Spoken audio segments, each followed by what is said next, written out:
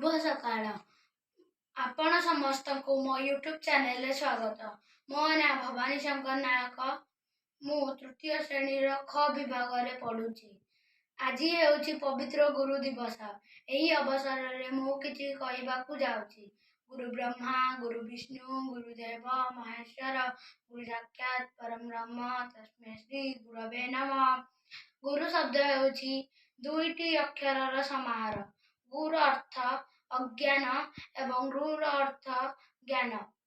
अज्ञान रूपक अंधकारु मुक्त करी जिए आमको ज्ञान रूपक आलोक प्रदान करथांती से हेउछंती गुरु।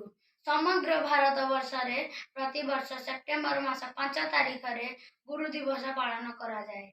एही दिवसटी हेउछि भारतर पूर्वतन राष्ट्रपति डॉक्टर सर्वपल्ली राधाकृष्णन जन्म दिवस।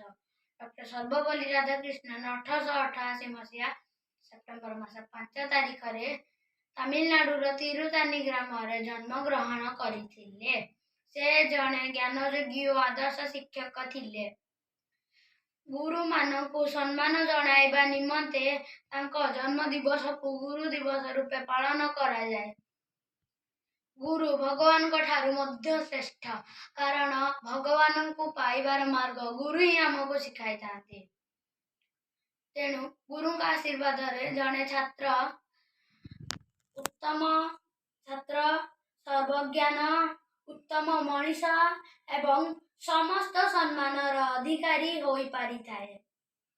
तेणु गुरु हेउछंती जणे छात्रर पथ प्रदर्शक।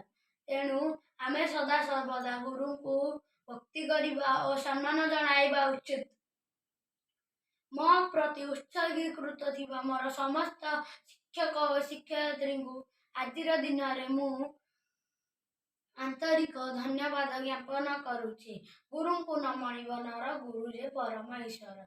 एतिकी कहि कि मु मोर वक्तव्य शेष करुछि। धन्यवाद। आपन को जदि मोर वीडियो भल लागिथिबो ताले लाइक शेयर सब्सक्राइब